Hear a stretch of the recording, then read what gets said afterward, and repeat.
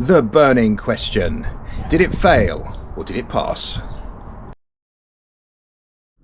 Now, unless you've cheated and already looked online, you may wonder the outcome of the MOT on my scooter.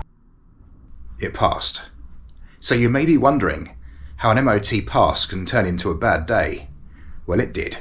Well, as I left the MOT centre, proudly clutching my MOT certificate and rode off into the day, this bike decided, after about 5 minutes, that it would morph into a moped. Yes, a moped. It would literally not exceed about 30 miles an hour. This became about 25, then 20, and then we stopped, and I was at the side of an A road. After a brief pause, I managed to limp back with it and nurse it back along the road. I was an absolute road hog, creeping along at about 15 miles an hour. But I got it home. Once safely home, I took some of the panels off and I removed the carburettor float bowl, and it was shocking. Probably the best way to describe it was like the bottom of a kettle if you live in a hard water area. It looked like limescale. Now clearly it wasn't. It was just sediment, murky sediment. So I drained all this out, cleaned it out, got rid of it and put it back together. And it ran beautifully. And I thought, great, let's go out for a ride to celebrate. The day couldn't get any better. We had a new MOT certificate. I'd fixed the fault. So off we went. Me, my friend on his XR125. We went off and thought, well, let's call into Halfords because I needed a couple of bits in there. So we did. And then when I came out from Halfords, off we went again. He rode off. I went to follow and it wouldn't start. In fact, it would start really briefly and then it would cut out again. It just didn't want to idle. So here I am, stuck outside Halfords with a bike that won't run. My friend's ridden off into the sunset and I have no tools. My instinct led me to believe I should remove the float bowl again. So I actually had to go into Halfords and buy tools, which is really ironic considering I've got pretty much everything I could ever need here in my garage. But no, I bought a socket set and I bought a screwdriver and I took things apart. I couldn't really see much, but I drained the float bowl out, put it back together, and I managed to limp home. It went from running really well to suddenly running badly and then back again. It didn't know what it was doing, but I got home, thank God. I'd also caught up with my friend who had come back because he wondered why I wasn't behind him. So he'd come back to Halfords, but anyway, got home with both bikes and I took the float bowl off again. And at that point I discovered that all the jets were blocked up. So I removed the carburettor jets and cleaned them with compressed air and carburettor cleaner, put them back, and it ran beautifully. Only trouble is some of the O-rings and seals are very old, so I needed to get some parts, which segues neatly into this. So I got busy ordering parts, and here is a gasket set for the Dellorto PHVA 17.5 carburettor, which is the one I have. Now the float bowl gasket O-ring is what I need, and the tiny little green seal there on the right hand side, which is a little O-ring that seals the drain screw for the float bowl. That was my reason for ordering this whole kit, really. Now apparently this kit serves two types of carburettor, and it does depend on whether or not the choke is incorporated into the float bowl. I can't see either of those big seals in there being the right shape. Maybe we're meant to make the round one fit. So I ordered this separately because I know that this is right. I've also got the boot there for the throttle cable where it enters the carburettor because I know that that is split. Two float bowl screws and also the other screw which secures the throttle cable assembly, because I know they're all looking a bit mangy. I also ordered a bunch of clips as well, these crimp clips, because I've used up all the ones I had in my kit. These are useful for fuel pipes.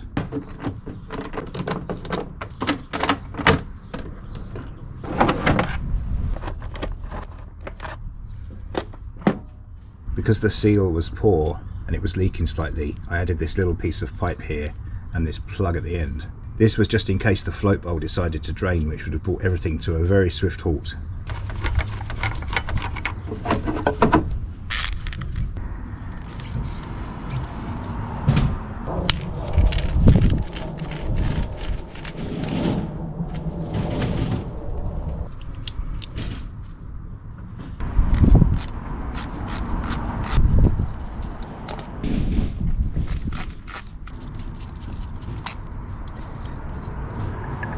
Inside this float bowl is lovely and clean now, but this was a very different picture when it broke down before.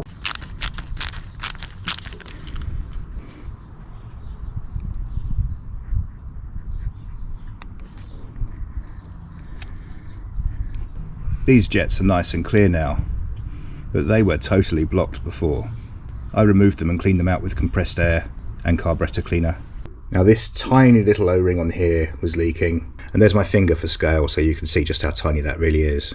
I transferred the new O-ring to this drain screw for the float bowl. Turned out it was the brown seal in the end. Hard to get a focus with these little GoPros, they don't do close up very well. But the green one was just a little smaller than the original, clearly wasn't the same.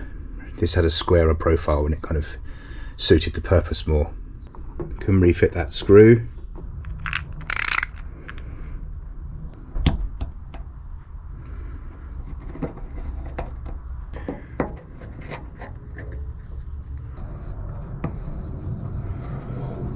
With the gasket correctly positioned in the groove and the nice shiny new screws, it's ready for refitting.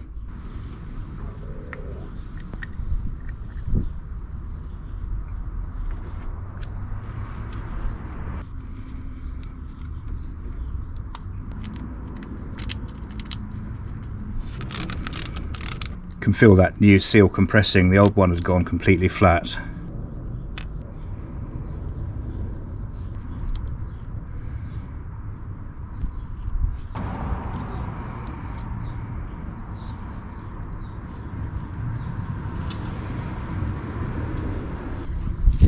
So a bit of red rubber grease.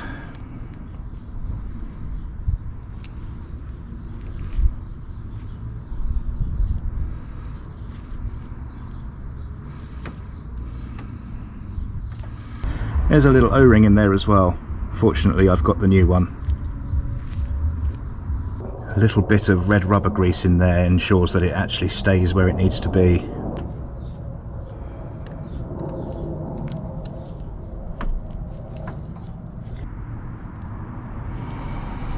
Careful with the spring so it doesn't go flying up the driveway.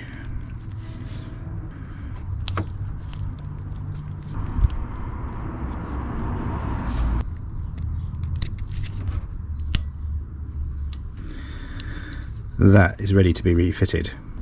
It can only really go in one way. There is a groove.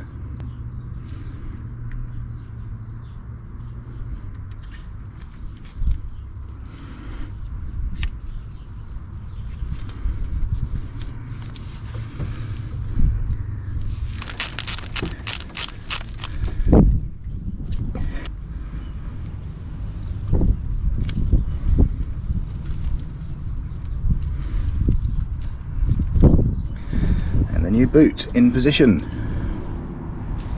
It's better, isn't it? I'm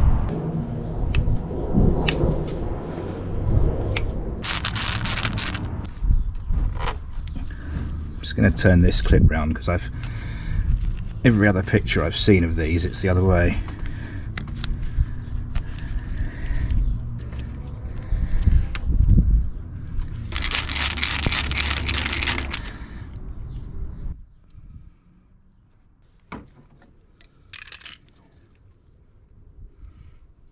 And secure that with a clip as well.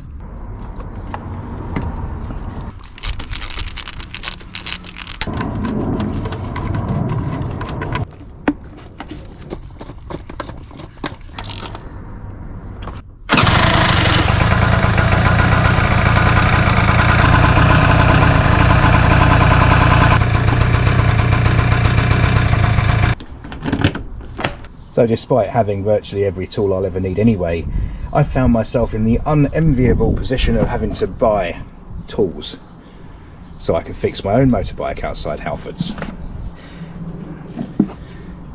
including the world's longest screwdriver. I think that's the only one they had, and this very handy socket set. This was only about 15 quid and I would recommend this. I've already got one in the garage. Now I've got one for the bike, and given how unreliable this has been so far, I think this is where it's going to live. The bike is running beautifully, and we've also been blessed with some amazing spring weather. Just look at this sky. So it's perfect for really stretching its legs and giving this bike a good run. My next job is to make good some of the paintwork on this bike. Some of it's a bit shonky. I've got a spray can here and I'm going to be taking care of this. So that's it for today's video. I look forward to seeing you again in another one very soon.